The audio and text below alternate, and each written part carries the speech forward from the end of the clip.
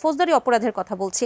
এই যে আসিফ মাহমুদের পাল্টা ভায়োলেন্সের একটি হুঁশিয়ারি ছিল, এই যে নেতাদের বক্তব্য যখন প্রকাশ্যে সহিংসতা বা আইন নিজের হাতে তুলে নেওয়ার ইঙ্গিত থাকে, সেটি কি আসলে রাজনৈতিক স্লোগান নাকি সেটি ফৌজদারি অপরাধ? আচ্ছা, ওই প্রসঙ্গে আসবার আগে আমি আগের প্রসঙ্গে একটু কথা বলে নিই। জি, যেটা বলুন। তিনি বললেন, মামুন সাহেব বললেন যে বা পশ্চিমে ইউরোপে, আমেরিকায় ধর্ষণের হার অনেক বেশি, সেখানে তালিকা বেশি দেখা যায়। সৌদি আরব, ইরাক, ইরান, পাকিস্তান, আফগানিস্তানে তো এই কোনো তালিকাই নাই।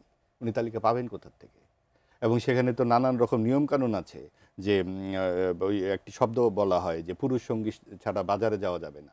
এই হলো পরিস্থিতি। এবং সেখানে তো নানান রকম বিধিনিষেধের যে ব্যাপারগুলো আছে। আর সবচেয়ে বড় কথা কি দেখুন, এই যে শরিয়া আইনের পক্ষে যারা কথা বলেন, যারা ইসলামিক যে সমস্ত বিদ্যায়তনে ঘটনাগুলো ঘটছে, তখন তাদের এই শরিয়া আইন কোথায় থাকে তখন? যারা শরিয়া আইন পড়ান তারাই তো এই সমস্ত ঘটনা ঘটাচ্ছেন একের পর এক। এখন তখন বলা হয় যে আপনারা তো নাস্তিক, আপনারা ধর্মবিরোধী কথাবার্তা বলছেন। অর্থাৎ এই সমস্ত জোড়াতালি না দিয়ে আইনের শাসনের পক্ষে কথা বলতে হবে এবং আইনের শাসনকে যুগোপযোগী এবং সমকালীন করতে হবে। আপনি যদি দেখেন যে আইন দীর্ঘসূত্রী, আপনাকে সংক্ষিপ্ত করেন। আপনি বলুন যে হ্যাঁ এই জায়গায় আপনার বেশি দেরি হচ্ছে কেন? 5 দিনের রিপোর্ট হয়নি এই যে রামি স্যার? 7 দিনের মধ্যে বিচার হবে না? এর আগে হয়নি? দ্রুত বিচার ট্রাইব্যুনালে হয়নি? মেহেরপুরে হয়েছে শিশু ধর্ষণের মামলা মাত্র 29 29 দিনে এই যে শাকিল নামের ছেলেটিকে করা হলো। তার মানে হয়তো রাষ্ট্র যদি চায় হবে না কেন? আপনারা এই সুযোগে, এই ছলে বলে কৌশলে যারা সাম্প্রদায়িকতা ছড়াতে চান, তাদের ভেতরেই আসলে মূল ভর্তি আছে। আপনি দেখুন, তারা বলেন যে, একটু আগে বললেন যে সরকারে তো তারাই ছিল, বিএনপি ছিল, বিএনপি তো এতদিন ধরে ছিল ক্ষমতায়। বিএনপি ছাড়া তখন আর থাকবে এটা কি? সর্বশেষ গ্রাহ্য নির্বাচনে তো দলই হচ্ছে দুটি, 40% করে ভোট বিএনপি, আওয়ামী লীগের। ভোটই তো নাই তাদের 3 থেকে 7% পর্যন্ত এই আর যারা আছে তাদের। তাহলে তারা তার লোক খুঁজে পাবে কোথায়? এখন তারা যেহেতু অন্তর্বর্তীকালীন সরকার তাদের ছিল, জামাত এনসিপির ছিল, তারা একদম বিরাট আকারে বিরোধী দল হিসেবে বসে গেছে এবং তারা ভাবছে সরকার এখন ভুল করলে তো আমরাই আগামী দিনের সরকার। কাজেই তাদের এখন এই সমস্ত অনেক উচ্চস্বরে কথাবার্তা শোনা যাচ্ছে। কিন্তু ভেতরটা যদি খুঁজে দেখেন তাহলে কিন্তু এই হঠাৎ উল্লম্ফন ফ্রিডম পার্টির কথা না আবার মনে করিয়ে দেয়। ফ্রিডম পার্টিকেও কিন্তু জোর করে বিরোধী দলে বসানো হয়েছিল। কাজেই ভিত্তিটা আগে দৃঢ় করুন, ভিত্তিটা দৃঢ় করে তারপর রাজনৈতিক কথাবার্তা বলাই ভালো। এবং সেই একই ভুল করছে ওই নাসির উদ্দিন পাটোয়ারি সহ এই এনসিপির অনেকেই।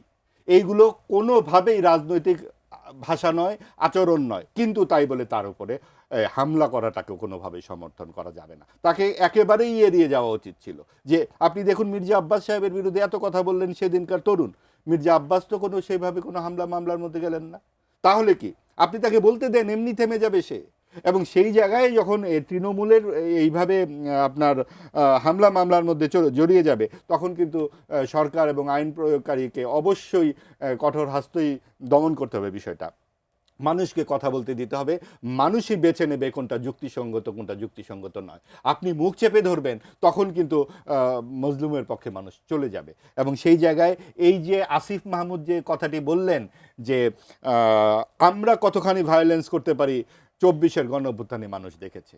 ভাইরে, এই কথা বলে 24-এর গণ অভ্যুত্থানের মহিমা আপনি নষ্ট করতে পারেন না। 24-এর গণ অভ্যুত্থান আপনারা হয়তো আপনাদের স্বার্থ উদ্ধারের জন্য করেছেন, কিন্তু সাধারণ মানুষ দল মত নির্বিশেষে সকলেই নেমেছিল স্বৈরাচারের বিরুদ্ধে, গণতন্ত্রের পক্ষে, জবাবদিহিতার শাসনের জন্য।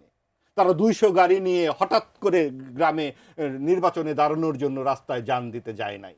কাজেই যেই গণতন্ত্রের জন্য মানুষ দাঁড়িয়েছিল, সেই গণতান্ত্রিক পথে দেশের যাত্রা শুরু হয়েছে, সেই দেশের যাত্রাটিকে এগিয়ে নিতে হবে।